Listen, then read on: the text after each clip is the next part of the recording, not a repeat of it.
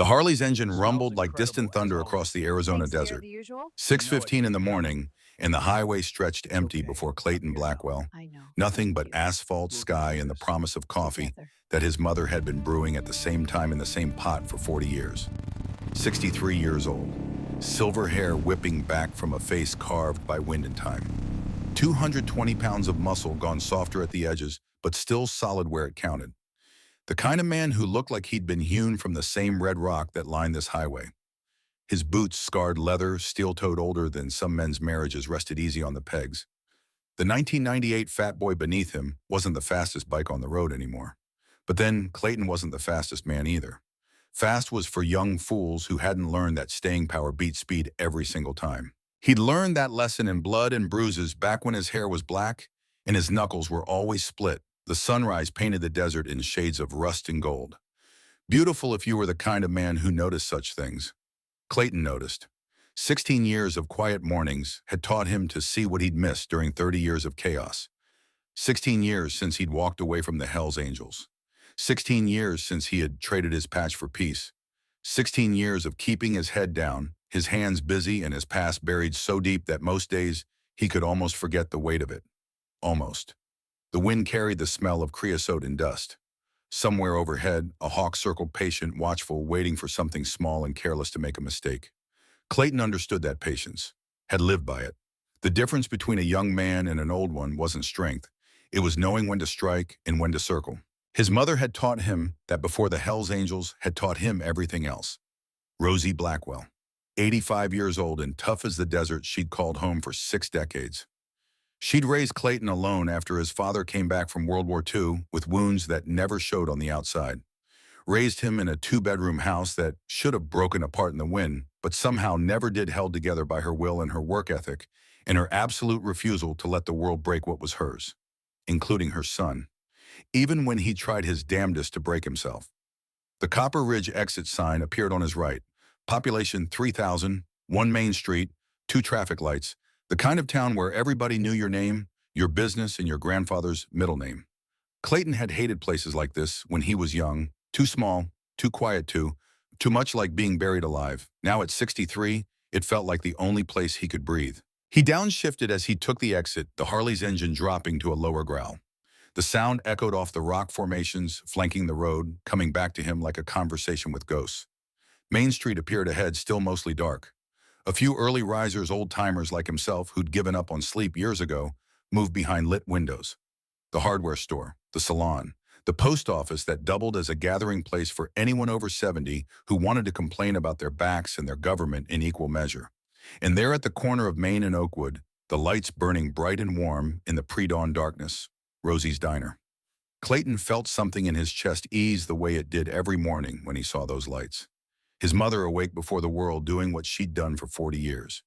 Making coffee, flipping pancakes, offering the kind of comfort that came on a plate with 2 eggs, hash browns, and toast that actually had butter, not that margarine garbage. The diner had been here longer than most of the people in Copper Ridge. Rosie had bought it in 1986 with money she'd saved working 2 jobs, waitress by day, cleaning offices by night. Clayton had been 23 then, already deep into the life with the Hells Angels, already starting to wear violence like a second skin. She'd never asked him where he got the $5,000 he'd given her for the down payment. Never asked about the split knuckles, or the bruises, or the phone calls that came at 3 in the morning. She'd just taken the money, kissed his cheek, and said, "When you're done being stupid, there'll always be pancakes." It had taken him 24 more years to get done being stupid. Clayton pulled the Harley into the spot he'd claimed 16 years ago, right out front, where his mother could see it from the kitchen window, where she could know he was safe, even if safe was a relative term for a man with his history. He killed the engine. The sudden silence felt thick, heavy, with something he couldn't name. The morning was too quiet.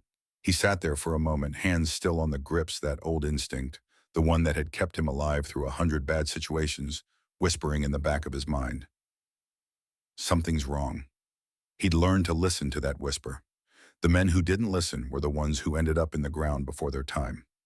Clayton swung his leg over the bike, his knee protesting the movement. 63.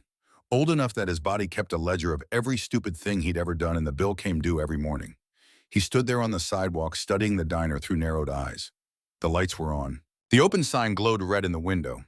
Through the glass, he could see the familiar interior red vinyl booths, white formica counters, the kind of checkerboard floor that had been popular in the 50s and never quite went away in places like this. But no customers. At 6:30 on a Thursday morning, there should have been at least 3 trucks in the parking lot. Old man Hutchinson, who ran the hardware store and had been getting coffee here since before Clayton was born. The Sterling woman from the salon. Maybe one of the ranch hands from the properties outside town. Empty. The whisper in his mind got louder. Clayton crossed the sidewalk in 3 strides. The door chime rang as he pushed inside that same bell that had been there for 40 years, cheerful and bright, and completely wrong for the feeling in his gut. "Morning, Ma," he called out, his voice rougher than he meant it to be. No answer. The coffee was brewing. He could smell it, that rich, dark scent that meant his mother had been up since 5. The grill was on the surface, clean and ready. Everything in its place the way Rosie ran things. Order, routine. The comfort of knowing that some things never changed. Except his mother wasn't behind the counter. May Clayton moved deeper into the diner, his boots loud on the checkerboard floor. Past the first booth to the second, around the counter to where the kitchen window opened up where Rosie usually stood, with her spatula in one hand and a coffee pot in the other, ready to fill cups and flip eggs and tell you that you look like hell and should eat more vegetables. She was there, standing with her back to him, shoulders hunched in a way that made her look small, and Rosie Blackwell had never looked small in her entire 85 years. "Ma, you okay?" She turned around, and Clayton's world tilted sideways. Her left eye was swollen, nearly shut the skin around it, a deep, ugly purple-black. Her cheek bore the distinct outline of knuckles, someone's hand large and brutal stamped into her face like a signature. Her lower lip was split, a dark line of dried blood cutting down to her chin. Her right hand was wrapped in a dish towel held awkward against her ribs. For 10 seconds, Clayton couldn't breathe, couldn't think, couldn't do anything but stare at the woman who'd raised him, who'd fed half the town, who'd never hurt a soul in her entire life, standing there with violence written across her face in bruises and blood. The coffee cup in his hand, when had he picked up a coffee cup, slipped from his fingers. It shattered on the floor. Neither of them moved. "Ma!" His voice came out wrong, too quiet, too calm, the kind of calm that came before hurricanes. "Who did this to you?" Rosie's good eye, her right one still clear and blue, despite 85 years, met his. And in that eye, Clayton saw something that scared him more than the bruises. Fear. His mother, who'd stared down drunk men twice her size, who'd run a diner in a rough town for 40 years and never backed down from anyone, who'd raised a son who became a Hells Angels president and never once flinched. She was afraid. "Nobody," Rosie said, her voice thin, shaking. "I fell in the kitchen. It's nothing. Ma, it's nothing, Clayton." She turned away, moving too careful, like her ribs hurt. "Let me get you coffee. Pancakes? You want pancakes?" Her hands shook as she reached for the coffee pot. Clayton moved before he thought about it, crossing the space between them in 2 strides. Gentle, he'd learned gentle late in life, but he learned it. He took the coffee pot from her hands and set it down. "Ma, look at me." She wouldn't. "Ma, please." Finally, slowly, she raised her eyes to his, and Clayton saw tears there, held back by sheer force of will.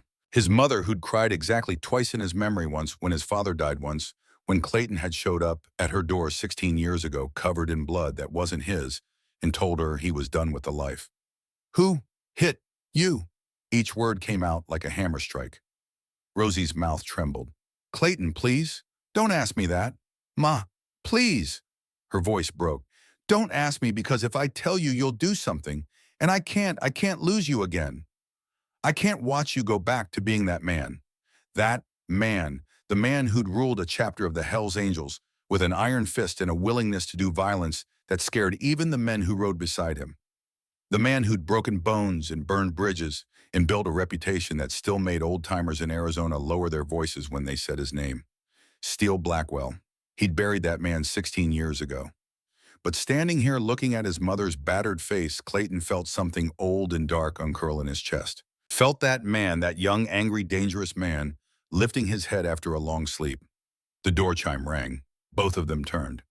Rita Sanderson stood in the doorway, 50 years old and soft around the edges, wearing her waitress uniform, the same pink dress she'd been wearing for 15 years.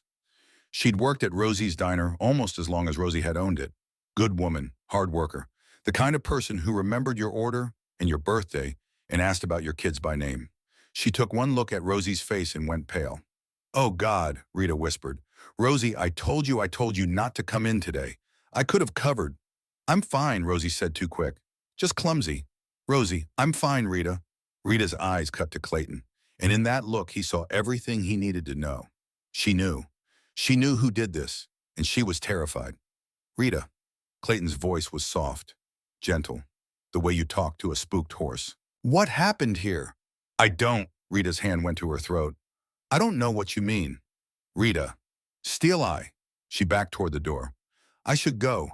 I have to. My shift doesn't start until 7. "Rita Sanderson." Clayton didn't move, didn't raise his voice. "You've known me 16 years. Have I ever hurt you? Ever given you reason to be scared of me?" "No," Rita whispered. "But this is different. Tell me what happened." "I can't." "Why?" "Because," Rita's eyes filled with tears. "Because they said if anyone talked, they'd come back. And next time it wouldn't just be—" She cut herself off, hand over her mouth. But she'd said enough. They, next time, come back. This wasn't random. This wasn't some drunk wandering in off the street.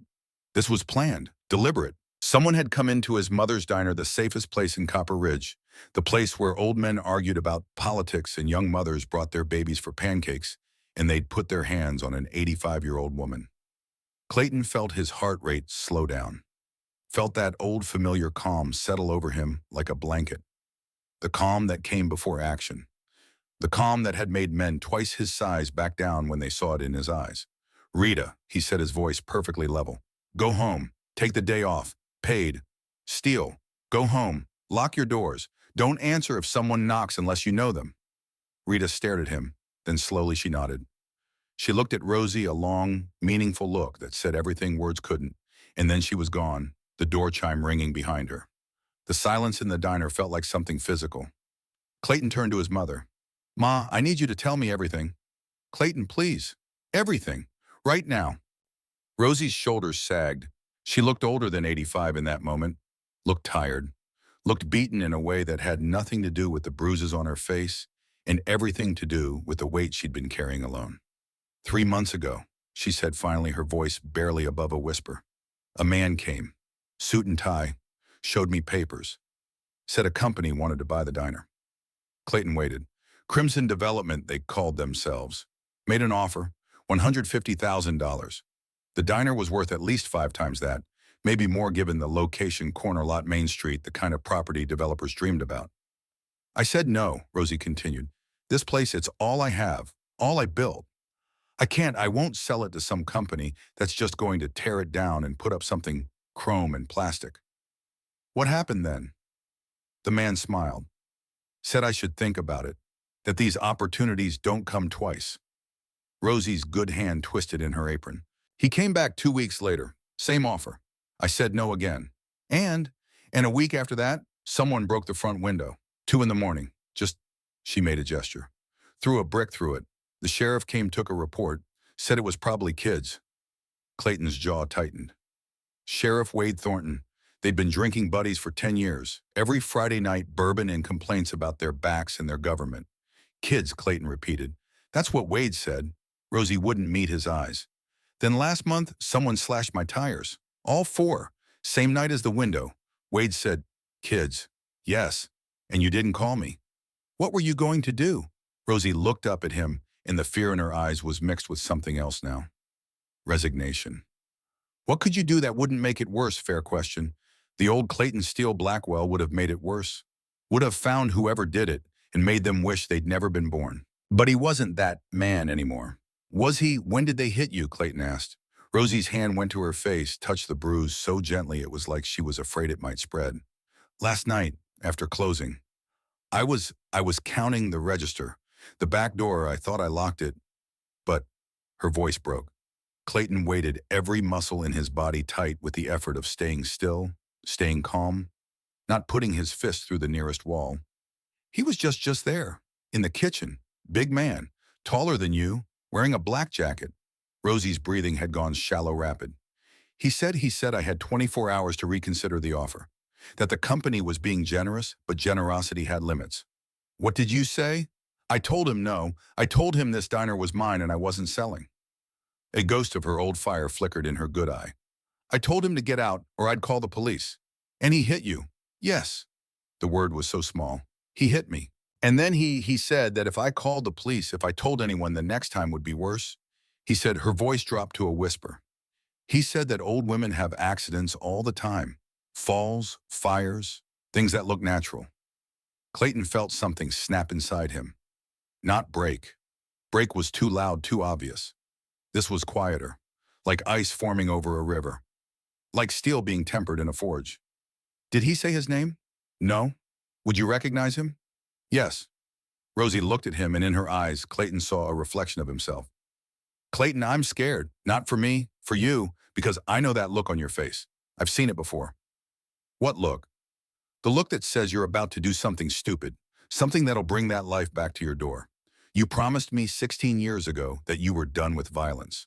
I am. You're lying. She was right. Clayton reached out, touched her bruised cheek so gently that she barely felt it. Ma, that promise, that was about me not going looking for violence. This is different. How? Because violence came looking for you. He turned and walked toward the door. Clayton, wait. He didn't wait. The morning air hit him like cold water. 6:45 now, and the sun was fully up, painting Copper Ridge in shades of gold and amber. Beautiful. Peaceful. A lie. Clayton stood on the sidewalk, his hands in his pockets, his breathing slow and measured. Around him, the town was waking up. Trucks pulling into the hardware store. The salon's lights flickering on. Old man Hutchinson walking past with his head down, not meeting Clayton's eyes. Everyone knew. The whole damn town knew that someone was putting pressure on the businesses. Knew that an 85-year-old woman had been beaten in her own diner.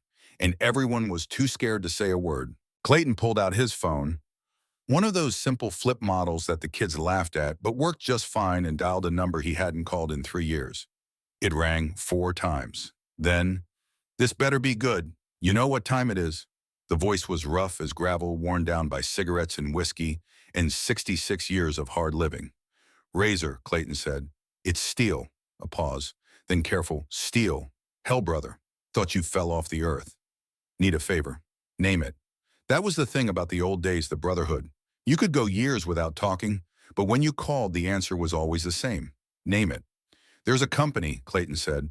"Crimson Development, LLC. Out of Phoenix. I need to know who owns it, who runs it, and what they're really doing. That all. And I need it yesterday." Razor was quiet for a moment. Then, "This business or personal?" "Personal." "How personal?" "They put their hands on my mother." The silence that followed was thick enough to cut. "Jesus," Razor finally said. "Steel, I'm sorry. What do you need?" "Information first, then we'll see." "I'll make some calls. Give me a few hours." "Thanks, brother." "Steel?" Razor's voice went serious. "You thinking about going back to the old ways?" "No." "You're lying." Everyone could tell when he was lying today. "Maybe," Clayton admitted, "but I'm trying not to." "Try harder. You worked too damn hard to get out." A pause. "But if you need backup, I know where to find you." Clayton ended the call and stood there, phone in his hand, staring at the diner. Through the window, he could see his mother moving behind the counter. Slow, careful, favoring her ribs. Still making coffee. Still getting ready for the breakfast rush, even though her face was a mask of bruises and her hands were shaking. 85 years old, and she wouldn't quit. Wouldn't bend. Wouldn't sell her life's work to thugs in suits. She'd taught him to be stubborn. Taught him to stand his ground. And now that stubbornness was going to get her killed. Unless he did something about it. Clayton walked to his Harley, bent down, and opened the saddlebag on the right side. He kept emergency supplies there, first aid kit, tire patch kit, the usual road necessities. But buried underneath, wrapped in an oilcloth, was something he hadn't touched in 16 years. His fingers found it by muscle memory. He pulled out the package, unwrapped it there on the sidewalk in the morning light. The Hells Angels patch, Tucson chapter. President's rocker, worn and faded, but still readable. Underneath it, cold and heavy, a Colt 1911. His father's gun carried through World War II, given to Clayton on his 18th birthday. He'd sworn 16 years ago that he'd never wear the patch again. Never pick up the gun again. But standing here with his mother's blood dried on her apron and her fear settling like a weight in his chest, some promises were made to be broken. Clayton wrapped the patch and gun back up, tucked them into his jacket. Then he walked back into the diner. Rosie was at the grill cracking eggs, one-handed, her movements automatic from 40 years of practice. "Ma!" She didn't turn around. Your pancakes will be ready in 5 minutes. Ma, look at me. Slowly she turned. Saw something in his face that made her go still. No, she whispered. Clayton, no. You promised. I know. Please, don't do this. Don't go back to being... I'm not going back to anything, Clayton said. I'm going forward, and anyone who puts their hands on you, they're going to learn what happens when you mistake quiet for weak. Clayton, eat your breakfast, Ma. Lock the doors after I leave. Don't open them for anyone you don't know. Where are you going? Clayton headed for the door. Over his shoulder, he said, to have a conversation with the sheriff. The door chimed as he walked out. Behind him, he heard his mother's voice, small and scared. Clayton Blackwell, you come back here? But he was already gone, the Harley's engine roaring to life, the sound echoing down Main Street like a warning. Like a promise. Like the first rumble of thunder before a storm that's been building for 16 years finally breaks. Underscore, underscore, underscore, underscore, underscore, underscore, underscore, underscore, underscore, underscore, underscore, underscore, underscore, underscore, underscore, underscore. The sheriff's office sat 2 blocks from the diner, a squat brick building that had been old when Clayton was young. Sheriff Wade Thornton's truck was parked out front, a newer model, Clayton noted. Nice truck, probably cost $40,000. Interesting for a man who made $50 grand a year. Clayton killed the Harley's engine and sat there for a moment, studying the building. Lights on in Wade's office. The man was an early riser, always had been. That was one thing they'd had in common back when they were friends. Back before this morning. Clayton dismounted his boots loud on the pavement. 7 in the morning now, and the heat was already building. Arizona in August. The kind of heat that made men's tempers short and their judgment shorter. Perfect. The door to the sheriff's office wasn't locked. Clayton pushed through into air conditioning that fought a losing battle against the desert outside. The front desk was empty. Donna, the receptionist, didn't start until 8. Wade's office door stood half open. Clayton walked to it, knocked once. It's open, Wade called. Clayton pushed the door wide. Sheriff Wade Thornton sat behind his desk, coffee in one hand, reading glasses perched on his nose, looking at some paperwork that probably didn't matter to anyone but him. 59 years old, gray hair, cut military short, the kind of lean build that came from running every morning before the sun came up. They'd been friends for 10 years. Bourbon on Fridays, war stories, Wade's from the Gulf War, Clayton's from the streets, the comfortable silence of men who'd seen enough violence to appreciate peace. Wade looked up, smiled. Steele, early even for you. Coffee? No. Something in Clayton's voice made Wade's smile falter. He set down his cup, removed his reading glasses. What's wrong? My mother.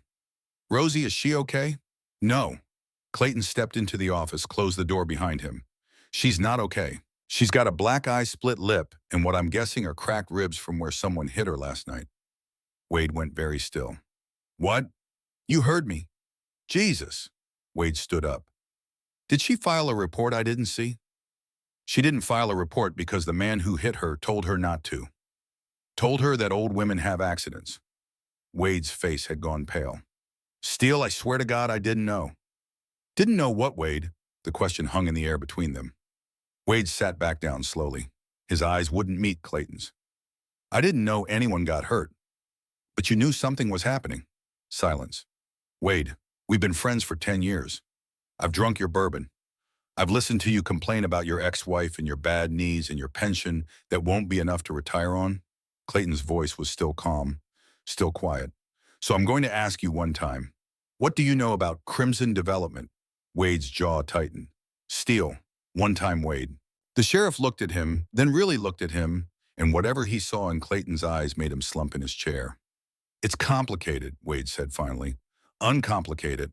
Wade rubbed his face with both hands. When he spoke, his voice was tired. 3 years ago, I got a call from a lawyer in Phoenix.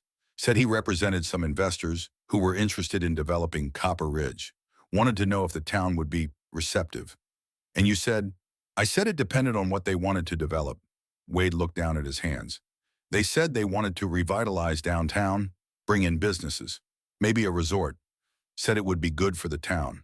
More jobs, more tax revenue. And I said I'd talk to people, see what the town thought. Wade's voice had gone flat.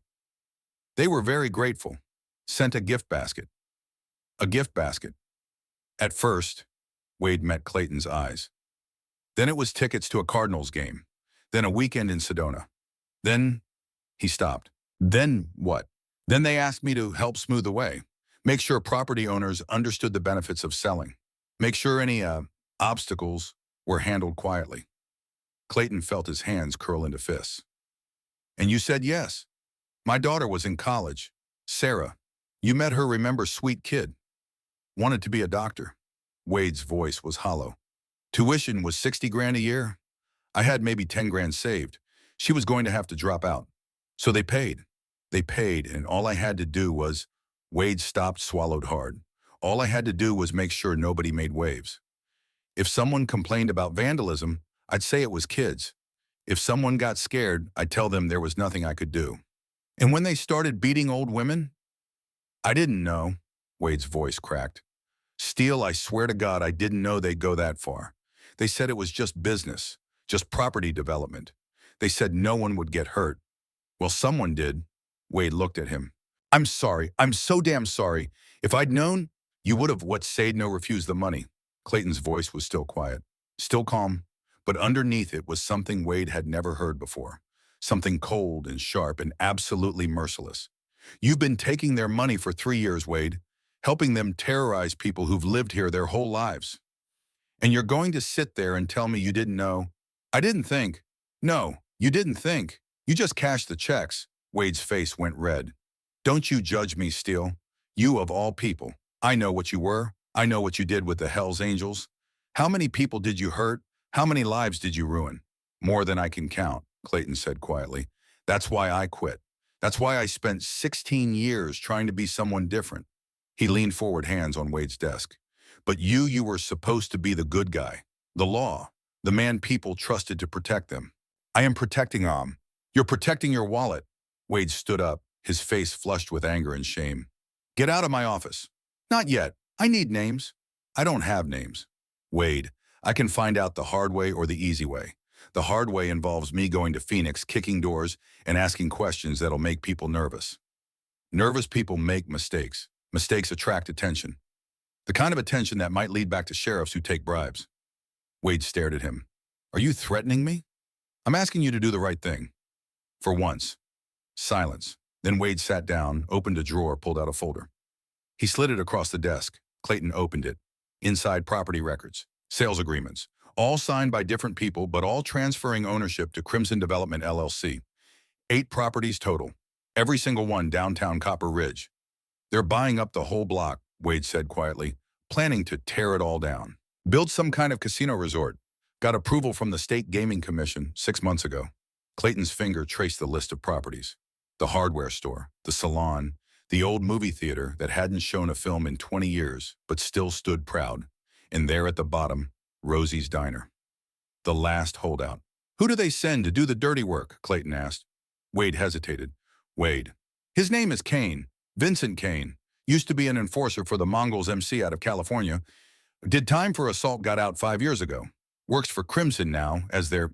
Wade searched for the word. Problem solver. Where do I find him? Steele don't. Where do I find him? Wade looked at him for a long moment.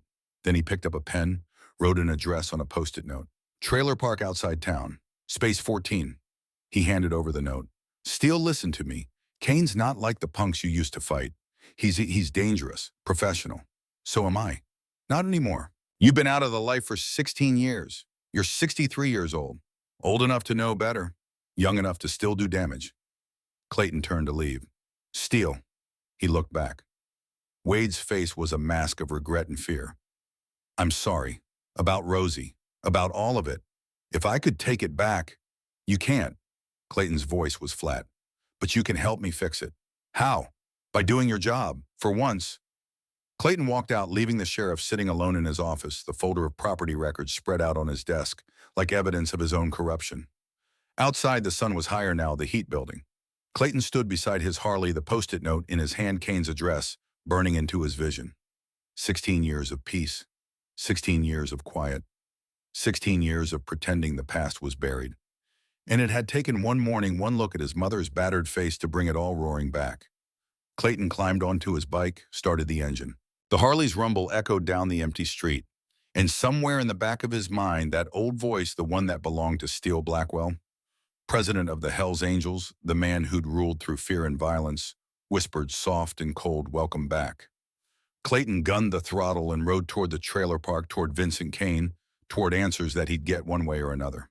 Behind him, Copper Ridge sat peaceful in the morning sun. But the storm was coming, and when it hit, the whole town would remember what it meant to wake a man who'd spent 16 years learning how to be gentle. Because gentle wasn't the same as weak, and mercy had limits. His mother's bruised face flashed in his mind. Those limits had just been reached. The trailer park sat at the edge of Copper Ridge like a scab on the desert's skin. 32 mobile homes arranged in crooked rows, most of them older than Clayton, held together by rust and stubbornness and the desperate hope that the next windstorm wouldn't be the one that finally tore them apart. He'd been here before years ago, back when he was still wearing the patch, still collecting debts for the club. A meth cook had holed up in space 27 thinking distance from Tucson would keep him safe. It hadn't. Clayton killed the Harley's engine 3 spaces down from number 14. Close enough to see far enough to have options if things went sideways. And things always went sideways. The sun was fully up now, 8:30 in the morning, and the heat was already brutal. The kind of heat that made the air shimmer and turned metal too hot to touch. A few residents were out, an old woman watering dead plants, a shirtless man working on a truck that probably hadn't run in 5 years. They looked at Clayton, then looked away quick. People out here knew how to mind their business. Space 14 was a single wide from the 80s, once white, but now more the color of old bones. A black pickup truck set out front, newer model, expensive. Too expensive for this neighborhood. Clayton dismounted, stretched his back until it cracked. 63. Every year showed up in the morning, reminded him that the body kept receipts for every stupid thing the mind decided to do. He walked to the trailer, boots crunching on gravel. No doorbell. He knocked, waited. Nothing. Knocked again, harder this time. The door opened. The man who filled the doorway was younger than Clayton by 15 years, maybe more. 6'4", 240, most of it muscle. Bald head, thick neck, a scar running from his left eye to his jaw, the kind of scar that came from a knife, not an accident. He wore jeans and a black t-shirt that stretched tight across his chest. His eyes went to Clayton's face, then down to his boots, then back up. Reading him, cataloging threats, professional. Help you, the man's voice was desert dry flat. Looking for Vincent Kane. Why? We need to talk. About an old woman with a black eye. Something flickered in Kane's eyes. Recognition. Not surprised, he'd been expecting this conversation eventually. Don't know what you're talking about, Kane said. Yes, you do. They stared at each other. Two men who'd lived violent lives, who could recognize it in each other, the way sharks smell blood. Kane smiled. No humor in it. You're Steele Blackwell. Not a question. Used to be. Heard you went soft. Retired. Gave up the patch for pancakes and peace. Kane leaned against the doorframe, relaxed but ready. Guess the stories were true. Some of them. So what are you doing here, old man? Come to have a chat. Ask me nicely to leave your mommy alone. Clayton felt something cold settle in his chest. The same cold he used to feel before a fight, before violence, before the moment when talking stopped and action started. Something like that, he said quietly. Kane laughed. You got balls, I'll give you that. Walking up here alone. You know what I do for a living? I've got a pretty good idea. Then you know that old bikers who stick their noses where they don't belong tend to have accidents. Kane's eyes went hard. Understand me? I understand you put your hands on an 85-year-old woman. Business, nothing personal. It's personal now. Kane pushed off the doorframe, stepped down from the trailer. He was bigger than Clayton, younger, probably faster. Everything logic said should have made this an easy win. But logic didn't account for 30 years of street fights. Didn't account for the lessons learned in blood and broken bones. Didn't account for what happened when you threatened the one thing a man had left to protect. You want to do this here? Kane asked, looking around the trailer park. In front of witnesses. Rather do it inside. Private. Yeah, Kane grinned. Come on in then. He turned and walked back into the trailer. Every instinct Clayton had screamed trap, ambush, weapon inside. He followed anyway. The trailer's interior was sparse, couch, TV, kitchen area that looked like it had never been used. No pictures on the walls, no personal items, the space of a man who didn't plan to stay long, or didn't plan to leave anything behind when he left. Kane turned to face him. So, you want to know about the old lady? I want to know who's paying you, who's behind Crimson Development, and if I don't feel like sharing, then I'll ask less politely. Kane laughed again, but this time it was genuine. Jesus, you got sand. I'll give you that. He crossed his arms. But here's the thing, old man. You're 20 years past your prime. I'm in mine. You really think you can take me? Yes. The confidence in that single word made Kane pause. Huh, he said. Maybe you're not as soft as I thought. The woman you hit, Rosie Blackwell, she's never hurt anyone in her life, never broken a law, just runs a diner, makes pancakes, minds her business. And she's sitting on prime real estate that my employers want. Refused a fair offer. Refused multiple fair offers. Kane shrugged. At some point, stubbornness becomes a business problem. So you beat her? I encouraged her to reconsider. There's a difference. Clayton's hands curled into fists. Who do you work for? You really want to know? Yes. Kane studied him for a long moment. Then he walked to the kitchen area, opened a drawer, pulled out a business card. He held it up. Crimson Development LLC, Dalton McGraw, Jr. CEO, office in Phoenix. Very legitimate, very legal. Kane set the card on the counter. They buy properties for development. Sometimes property owners need convincing. That's where I come in. McGraw, Clayton repeated. The name hit him like a fist. Dalton McGraw Jr., Razor's son. It couldn't be. Razor Dalton McGraw Sr. had been VP of the Tucson chapter back in the day. Solid brother. Reliable. Got out the same time Clayton did, moved to Nevada, went straight. His son was a lawyer, last Clayton heard. Real estate law. Clean. Legitimate. You know him? Kane asked, watching Clayton's face. I know his father. Yeah, well, Junior's nothing like Daddy. Junior's ambitious, smart, knows how to make money in ways the old man never dreamed of. Kane smiled. And he pays well for results. How much did he pay you to hit my mother? $5,000, plus expenses. $5,000. That's what his mother's pain was worth. $5,000 in expenses. Clayton moved before thought caught up with action. He crossed the space between them in 2 strides, grabbed Kane by the throat, slammed him back against the refrigerator. The whole trailer shook. Kane's eyes went wide with surprise, then calculation. His hands shot up, broke Clayton's grip with a practice move. His other hand came around in a hook aimed at Clayton's jaw. Clayton ducked, felt the punch whistle past his ear. He drove his shoulder into Kane's midsection, used his weight. His momentum pushed the bigger man back. They crashed into the kitchen table. Wood splintered. Kane brought his elbow down on Clayton's back. Pain exploded across his spine. 63-year-old vertebrae protesting the sudden violence. Clayton rolled away, came up in a crouch.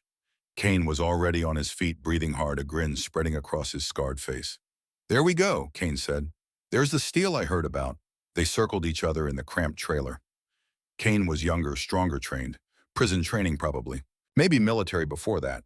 He moved like a man who knew how to hurt people efficiently. But Clayton had something Kane didn't. 30 years of fighting men who wanted to kill him. 30 years of learning that speed mattered less than timing. That strength mattered less than knowing exactly where to put your weight. Kane lunged through a combination jab cross hook. Clayton stepped inside the range too close for the punches to land with power. He grabbed Kane's arm, twisted, used a judo throw he'd learned from a Japanese biker in 1987. Kane went down hard, the trailer shaking again. But he rolled with it, came up fast, grabbed a kitchen chair, swung it at Clayton's head. Clayton ducked the chair, whistling overhead. He stepped in, drove his fist into Kane's solar plexus. Not hard, just precise, hitting the nerve cluster that made the diaphragm seize. Kane's breath left him in a whoosh. Clayton swept his legs. Kane went down again this time, staying down, gasping for air. Clayton put his boot on Kane's chest, just enough pressure to keep him there. $5,000, Clayton said, his breathing barely elevated. That's what my mother's black eye cost your boss. Kane stared up at him, still fighting for air, and something like respect flickered in his eyes. Jesus, Kane wheezed. They said you were retired. I am. Doesn't look retired. Some things you don't forget. Clayton pressed down slightly with his boot. The people who hired you, McGraw. What's the real play here? I told you. Casino resort. There's more. There's always more. Kane coughed, got some air back. You're right. There's more. The casino's just the front. Keep talking. McGraw's got investors. Big money. Foreign money. Chinese, Russian, I don't know. They want to clean their cash, make it legitimate. Casino's perfect for that. Money laundering, of course. How many properties does he need? All of them. The whole downtown block. He's got 8 out of 9. Kane looked up at Clayton. Your mother's diner is the last piece. Without it, the whole deal falls apart. The investors walk. McGraw loses everything. How much is everything? $800 million. Clayton felt the number settle in his gut like lead. 800 million. And his mother's 40-year-old diner stood in the way. So he sent you to convince her, Clayton said. He sent me to close the deal, however necessary. By beating an old woman. By doing my job, Kane's eyes hardened. You want to judge me? Go ahead. But we're not that different, you and me. We both did what we had to do to survive. We're nothing alike. No. You think the people you hurt in the old days, the people you beat, the bones you broke for the Hells Angels, you think they deserved it any more than your mother deserved this?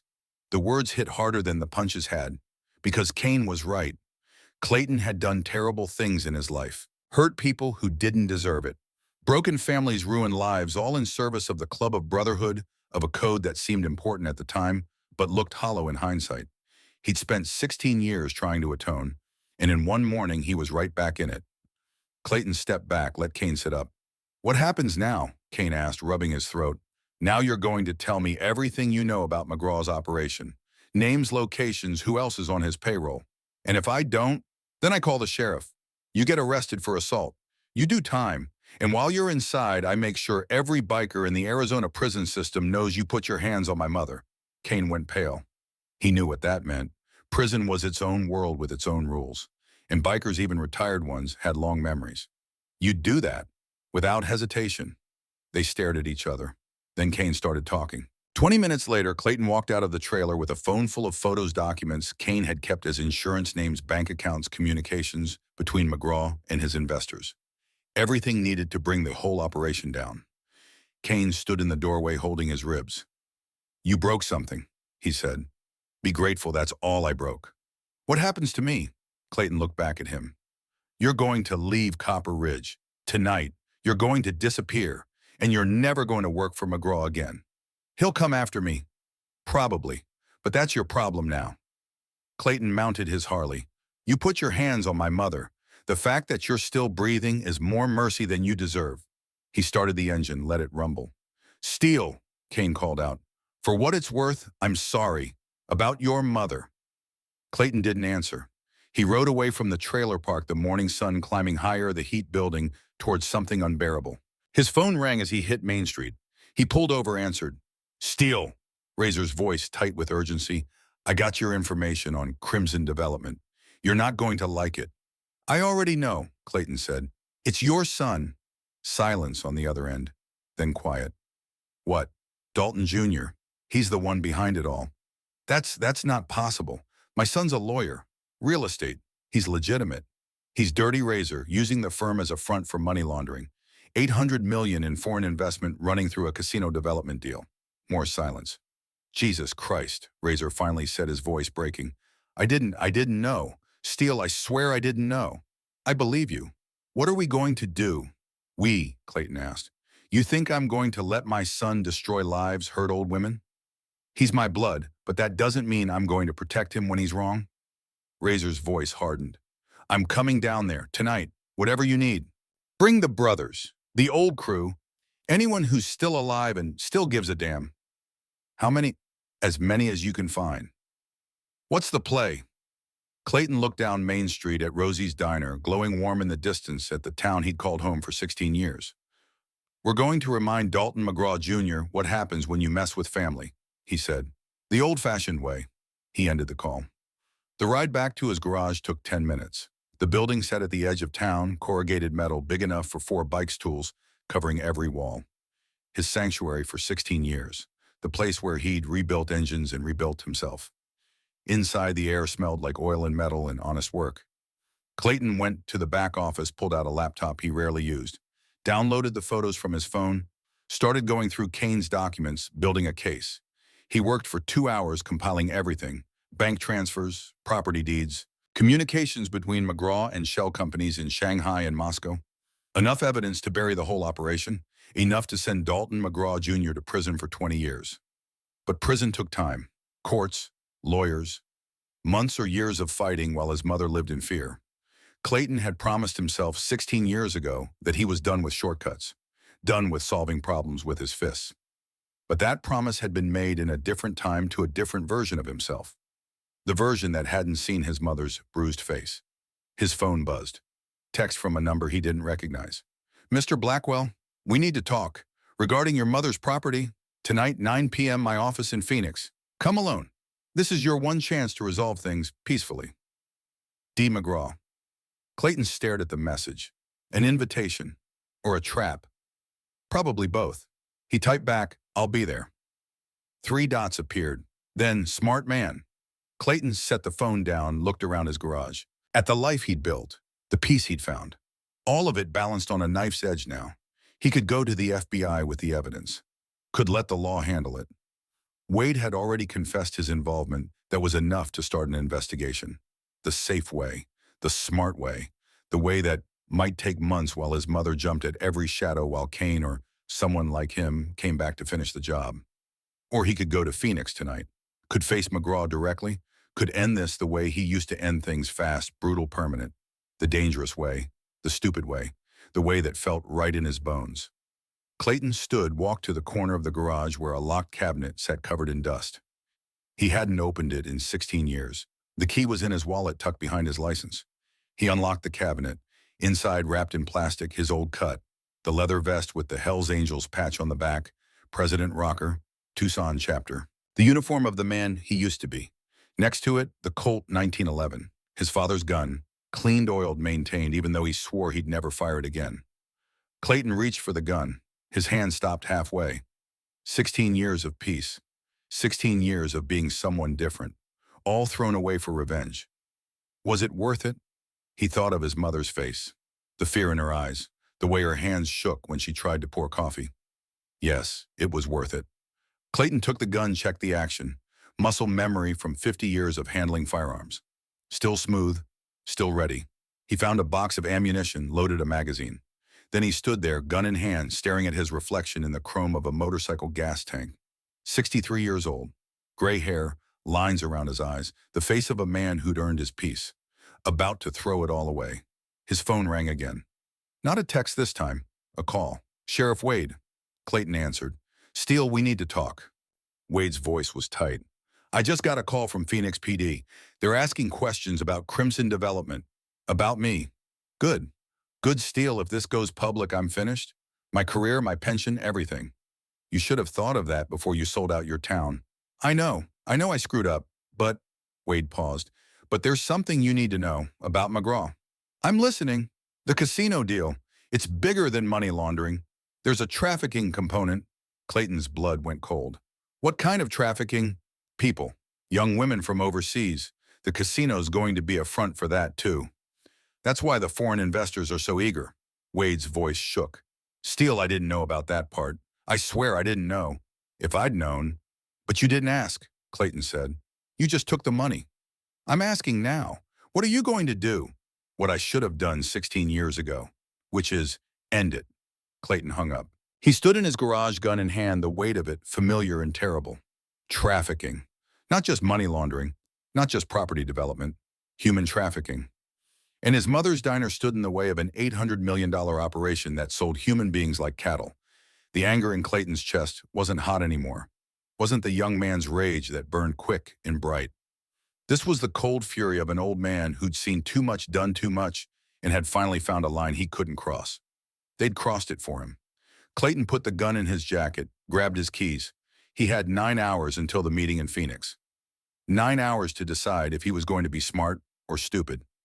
9 hours to choose between the man he'd become and the man he used to be. Outside, the sun beat down on Copper Ridge, merciless and bright. Inside Clayton's chest, something dark and old unfurled itself, stretched, remembered what it felt like to hunt.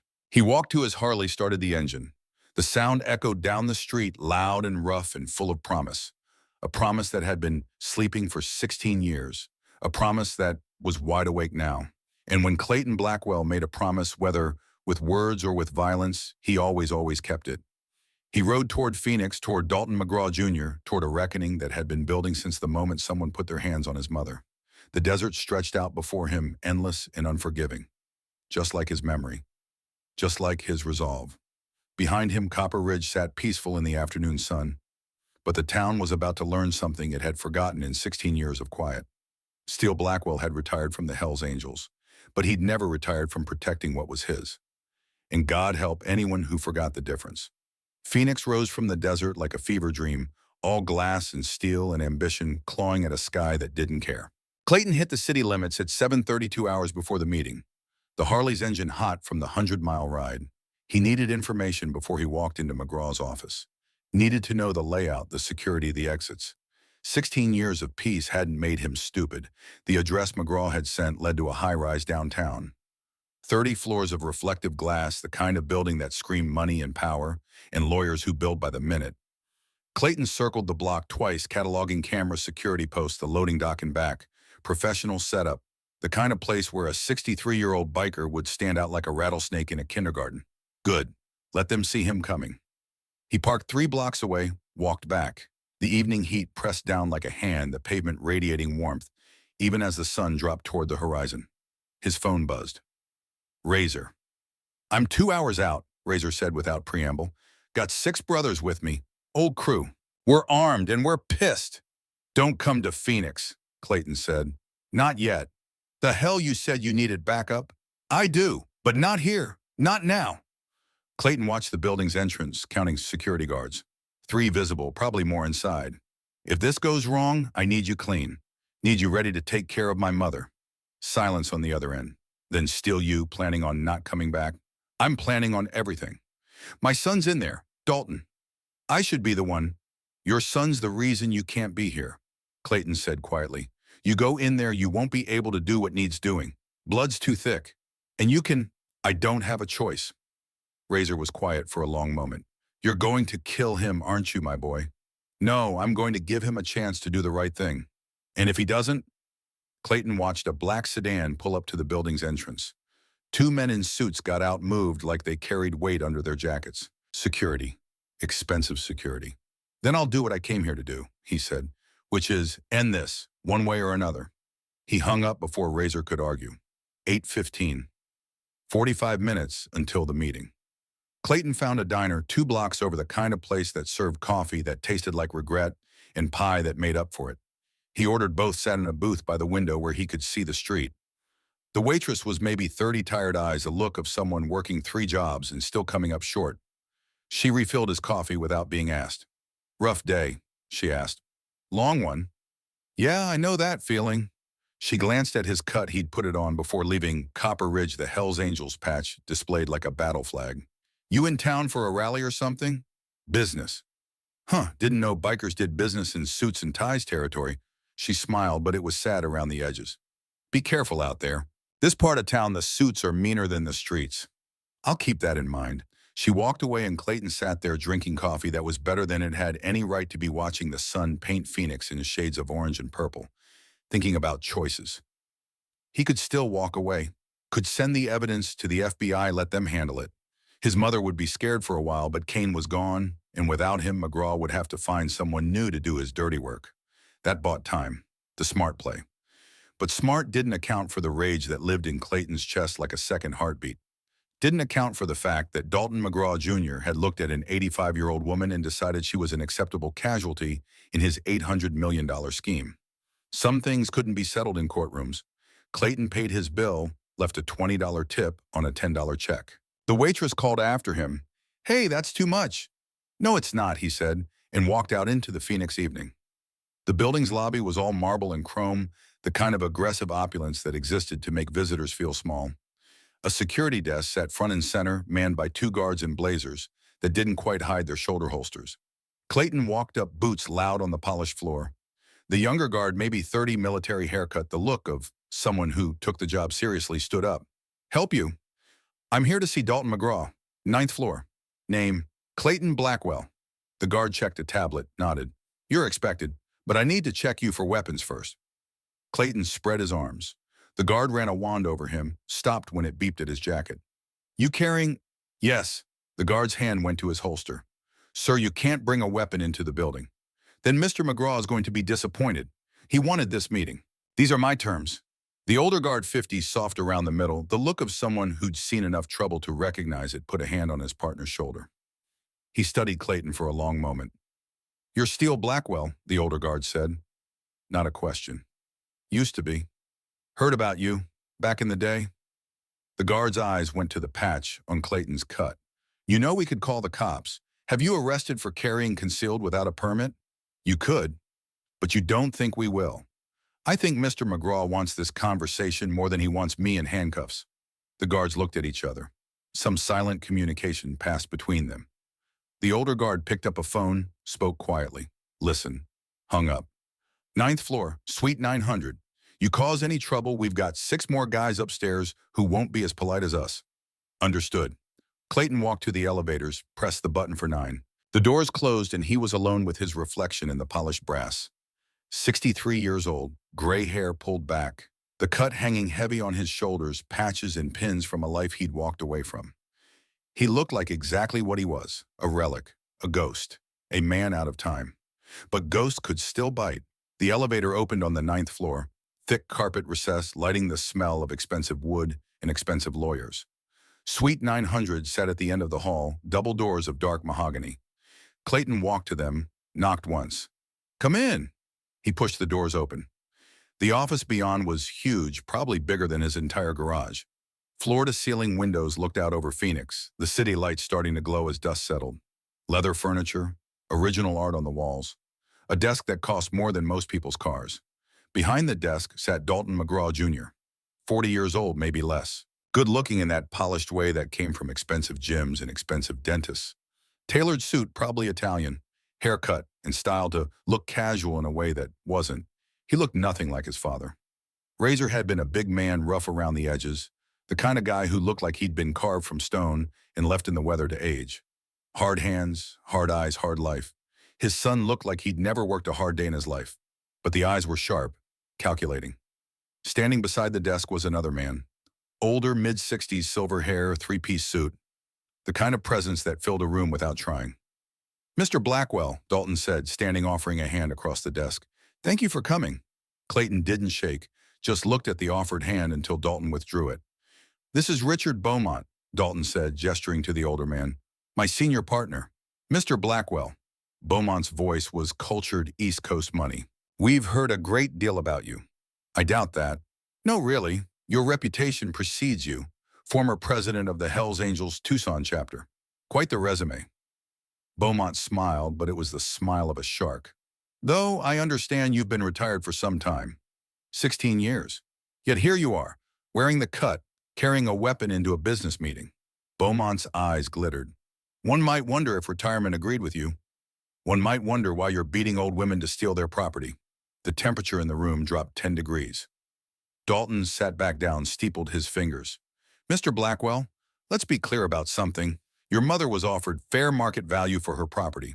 More than fair, actually. She refused. She has that right. She does, absolutely, Dalton nodded. But she also has to understand that her refusal has consequences. Economic consequences. The development we're planning would bring jobs, revenue growth to Copper Ridge. Her stubbornness is standing in the way of progress. Progress! Clayton's voice was flat. That what you're calling it? What would you call it? Money laundering, human trafficking, corruption. Clayton pulled out his phone, set it on the desk. I've got evidence, bank transfers, communications with shell companies in Shanghai and Moscow. Documents showing exactly what your casino's really going to be used for. Dalton glanced at the phone, then back at Clayton. His expression didn't change. Interesting, he said. And you got this evidence how? From Vincent Kane, before I convinced him to leave town. Convinced, Beaumont smiled. Is that what the kids are calling assault these days? He put his hands on my mother. He got off light. Dalton picked up Clayton's phone, scrolled through the photos. His face remained calm, professional. When he finished, he set the phone down. Well, he said, this is unfortunate. Unfortunate. Yes. You see, Mr. Blackwell, you've done something very stupid. Dalton walked to the window, looked out over Phoenix. You've collected evidence of a criminal conspiracy. You've assaulted one of my employees, and you've walked into my office wearing a gun and making threats. I haven't threatened anyone. Not yet, but we both know that's why you're here. Dalton turned back to face him. You want me to leave your mother alone? Want me to drop the development deal? Walk away from $800 million because you say so? Yes. Dalton laughed, actually laughed. The ball's on you. I'll give you that. Your father would be ashamed. That wiped the smile off Dalton's face. My father, he said, at voice going cold, is a has-been biker who pissed away his life riding motorcycles and pretending brotherhood mattered more than money. He's got nothing. Lives in a trailer in Nevada fixing bikes for weekend warriors who want to pretend they're tough. Your father's got something you'll never have. What's that? Honor. Dalton stared at him. Then he started laughing again, and this time Beaumont joined in. Honor, Dalton repeated. Jesus Christ, you sound like my old man. All that Hell's Angels code bullshit. Brotherhood, loyalty, honor among thieves. He shook his head. You know what honor gets you, Mr. Blackwell, poor? That's what it gets you. Your father's rich in ways you can't count. And I'm rich in ways that actually matter. Dalton leaned against his desk. Here's how this works. You're going to leave Phoenix tonight. You're going to delete those photos. And you're going to convince your mother to sell her property to Crimson Development within the next 7 days. And if I don't, then Vincent Kane was just the opening act. Dalton's voice was perfectly pleasant. I have resources, Mr. Blackwell. People who make Kane look like a Sunday school teacher. People who could make your mother disappear and make it look like she wandered off confused old woman with dementia. Clayton felt his hands curl into fists. You're threatening to kill my mother. I'm explaining the reality of the situation. Dalton spread his hands. Business is business. Sometimes people get hurt. That's regrettable, but it's the cost of progress. The cost of your greed. Call it what you want. Dalton walked back around his desk, sat down. You have 7 days. After that, I can't guarantee her safety. Clayton looked at him, this smooth, polished man who'd never known a hungry day in his life, who'd grown up with every advantage, every opportunity, and had chosen to use them to prey on the weak. Razor's son. The apple hadn't just fallen far from the tree. It had rolled into a different orchard entirely. No, Clayton said quietly. Excuse me. I said no. My mother's not selling. And you're not going to touch her again. Beaumont stepped forward. Mr. Blackwell, I don't think you understand the gravity. I understand fine. Clayton's voice was still quiet, still calm, but underneath it was something that made both men go still. What you don't understand is this. I spent 30 years doing terrible things, hurt people, broke people, all for a patch in a brotherhood, in a code that seemed important at the time. He took a step toward the desk. I spent the last 16 years trying to be different, trying to be better, trying to prove that a man can change. Another step. But standing here listening to you threaten my mother. Clayton's eyes went flat and cold. I'm starting to think maybe I was wrong. Maybe some people need the old me, the one who solved problems with his fists. You're threatening us. Beaumont's hand went inside his jacket. In our own office. I'm explaining reality. Your words. Clayton looked at Dalton. You've got resources, so do I. 6 brothers from the old days, all of them meaner than you could imagine. All of them owe me favors. All of them would love an excuse to show a spoiled rich kid what real violence looks like. You think we're scared of geriatric bikers? Dalton sneered. No, I think you're scared of prison, and I've got enough evidence on that phone to put you there for 20 years. Evidence that you obtained illegally. That would be thrown out of any court. Maybe, but it'd be enough to start an investigation. Enough to freeze your assets, scare off your investors. Clayton smiled, and it was not a kind expression. How long you think those Chinese and Russian friends of yours will stick around once the FBI starts asking questions? Silence filled the office. Dalton and Beaumont exchanged glances. You're bluffing, Dalton said finally. Am I? Clayton pulled out his phone, made a show of opening his email. One button, that's all it takes. One button and everything on this phone goes to the FBI Phoenix office, the Arizona Attorney General, and every major newspaper in the state. His finger hovered over the screen. Your move. The silence stretched out thick and heavy. Then Beaumont moved. His hand came out of his jacket holding a small revolver, the kind lawyers kept for protection, snub-nosed and discreet. Put the phone down, Beaumont said. Clayton didn't move. You're going to shoot me in your own office with security cameras, witnesses downstairs. We'll say you attacked us, came in armed, made threats, self-defense. Beaumont's hand was steady. Your criminal record will back up our story. My record's clean, has been for 16 years. Once a thug, always a thug. That's what the jury will hear. Clayton looked at the gun. Small caliber, probably a .38. It could kill him, sure, but Beaumont didn't hold it like a man comfortable with violence. Held it like a prop, something to make threats with. The old Clayton Steele Blackwell wouldn't have hesitated, would have moved disarmed, broken bones before Beaumont could pull the trigger. But he'd promised himself 16 years ago, no more violence, no more being that man, even when that man was needed. Put the gun away, Clayton said tiredly. Nobody needs to die tonight. You're right, nobody does, as long as you delete those photos and walk away. Clayton's finger was still over the send button. One press. That's all it would take. End this. Bring down the whole operation. Save his mother, save Copper Ridge, save God knew how many trafficking victims. One press, but Beaumont had a gun, and even a lawyer could hit a target at 10 feet. Clayton would die. The evidence would die with him, and McGraw would still come after his mother, except now he'd be motivated by revenge instead of just business. Checkmate. Clayton lowered his phone, opened the photo app, selected all the images. His finger hovered over delete. Dalton smiled. Smart man. Am I? Clayton pressed delete. The photos vanished. Beaumont lowered the gun relief crossing his face. Thank you, Mr. Blackwell, Dalton said. I knew we could reach an understanding. Now about your mother's property. I lied, Clayton said. Dalton blinked. What? When I said I had 6 brothers. I've got 8, and I already sent them the evidence this afternoon. Uploaded to a cloud server with instructions. If I don't check in by midnight, everything goes to the authorities automatically.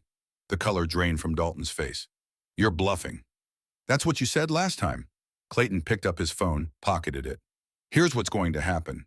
You're going to dissolve Crimson Development. You're going to return every property you bought to the original owners. And you're going to turn yourself in to the FBI.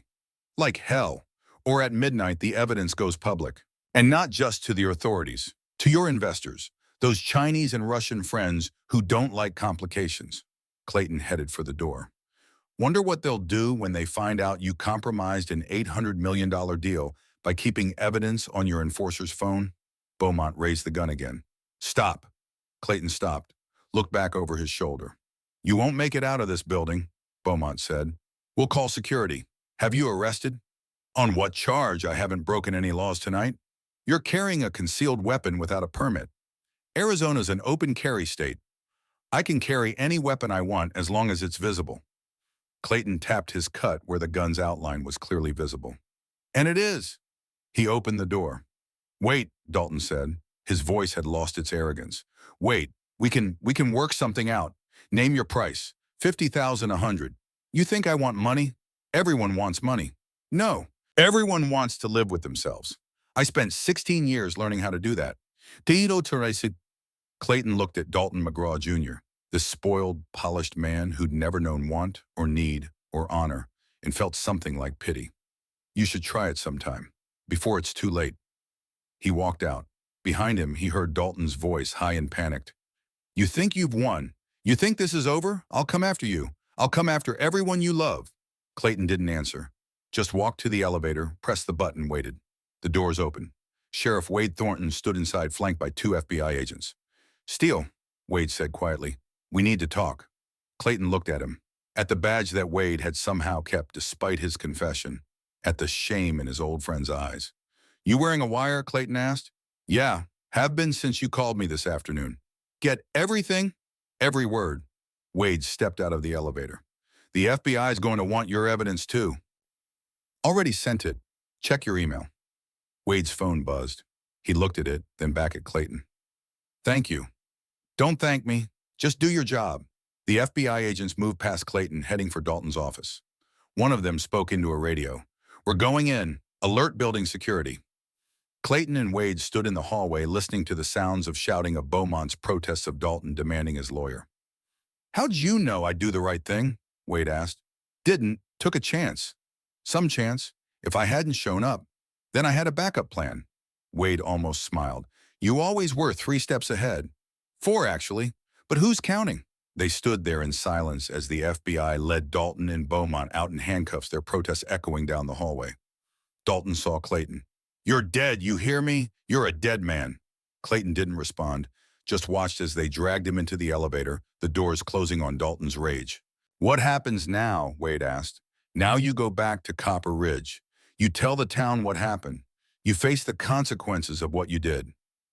I'll lose my job. Probably do time. Probably. Wade nodded slowly. And you? I'm going home. Going to see my mother. Tell her she's safe. And after that, Clayton thought about it. About the evidence that would bring down an $800 million empire. About the women who'd be saved from trafficking. about the town that would stay whole, about the price of doing the right thing. After that, Clayton said, I'm going to make pancakes. 3 hours later, Clayton walked into Rosie's diner. Midnight. The place should have been closed, but the lights were on. His mother stood behind the counter pouring coffee for 8 men ranging from 60 to 70 years old. Men with silver hair and hard eyes, and patches on their cuts that said they'd ridden with the Hells Angels back when it meant something. Razor stood when Clayton walked in, came around the counter. The 2 men looked at each other. It's done, Clayton said. Razor's eyes filled with tears. My son. In custody. He'll do time. I'm sorry. Razor nodded slowly. Then he pulled Clayton into a hug, and both men stood there, 60-something bikers, holding each other up, while the weight of choices and consequences and blood settled around them. You did right, Razor said finally. He made his choice. Now he pays the price. They broke apart. Rosie came around the counter, moving easier now, the bruises fading to yellow and green. She looked at her son, at the men who'd come when he called at the family he'd built from brotherhood instead of blood. You boys hungry? She asked.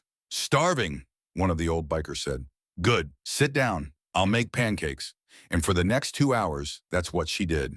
Made pancakes for aging bikers who'd ridden through the night to help one of their own. Poured coffee and told stories and laughed at jokes that weren't that funny but didn't need to be. Clayton sat at the counter, his coffee getting cold, watching his mother work. She caught his eye, smiled. He smiled back. Outside, dawn was breaking over Copper Ridge, painting the desert in shades of gold. Inside, for the first time in days, everything was warm. A week later, Dalton McGraw Jr. was arraigned on 73 counts ranging from money laundering to racketeering to conspiracy to commit human trafficking. Bail was set at $20 million. He couldn't make it. Wade Thornton resigned as sheriff, pleaded guilty to corruption charges, received 2 years suspended sentence and 5,000 hours of community service. Vincent Kane was found in Mexico. Extradited, cut a deal with the FBI in exchange for testimony. Crimson Development dissolved. The 8 properties it had purchased were returned to their original owners at the purchase price plus 15%.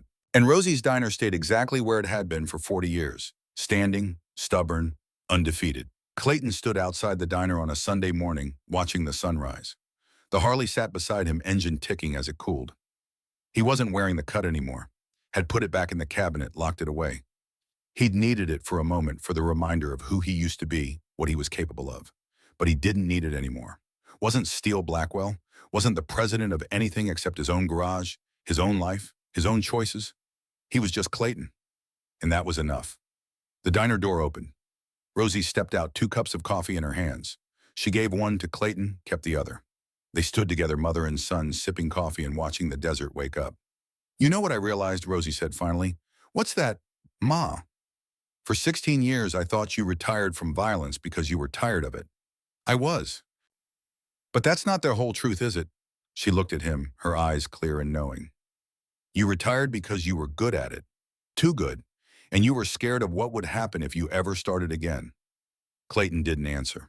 You were right to be scared, Rosie continued, because when you started again, when you went after McGraw, it was like you never stopped. All that skill, all that danger still there. Just sleeping. Ma, but here's what I also realized. She touched his arm. You stopped. When it was done, when the threat was over, you stopped. Hung up the cut. Came back to being my son. She smiled. That's strength, Clayton. Real strength. Not the fighting, the stopping. They stood in silence. Your father would be proud, Rosie said quietly. He'd probably think I was an idiot for risking my life at 63. Well, that too, she laughed, but mostly proud. Inside the diner, Clayton could hear the old crew getting rowdy. Razor and the brothers arguing about something stupid the way old men do when they got nothing better to fight about. Come on, Rosie said, before they break something. They walked inside together. And for the first time in his life, Clayton Blackwell felt something he'd never felt before. Not when he was president of the Hells Angels. Not when he was feared by men twice his size. Not when he had power and respect and a reputation that made strong men nervous. He felt peace, real peace. The kind that came from knowing he'd protected what mattered, from knowing he'd been tested and hadn't broken, from knowing that when violence called his name, he'd answered, but only long enough to end the threat and not a moment longer. He'd been Steele Blackwell for 30 years. He'd been Clayton for 16. And for 1 week in between, he'd been both. Now he could be just Clayton again. just a son who protected his mother, just a man who made the right choices when it mattered, just someone who understood that strength wasn't in the fists or the anger or the willingness to hurt. It was in knowing when to fight and when to put down the weapons and walk away. Clayton poured himself another cup of coffee, sat at the counter beside Razor. "Your boy's going to do hard time," he said quietly. "I know," Razor stared into his cup. "But at least he's alive. At least there's a chance he'll learn something." "There's always a chance. Is there for men like us, men who did what we did?" Clayton thought about it. About 16 years of trying to be better. About the moment he put the gun in his jacket, ready to become the monster again. About the fact that he'd stopped before crossing the line. "Yeah," he said finally, "there's always a chance, as long as we keep trying." Razor nodded slowly, raised his coffee cup. "To second chances." Clayton raised his. "To second chances." They drank. And in the warm light of Rosie's diner, surrounded by brothers who'd ridden through the night when he called Clayton, Blackwell understood something fundamental about himself. He wasn't defined by his worst moments. He was defined by what he did after them. The sun climbed higher over Copper Ridge. The desert spread out endless and unforgiving. But inside the diner, there was warmth. There was family. There was home. And sometimes that was all a man needed. Sometimes that was everything.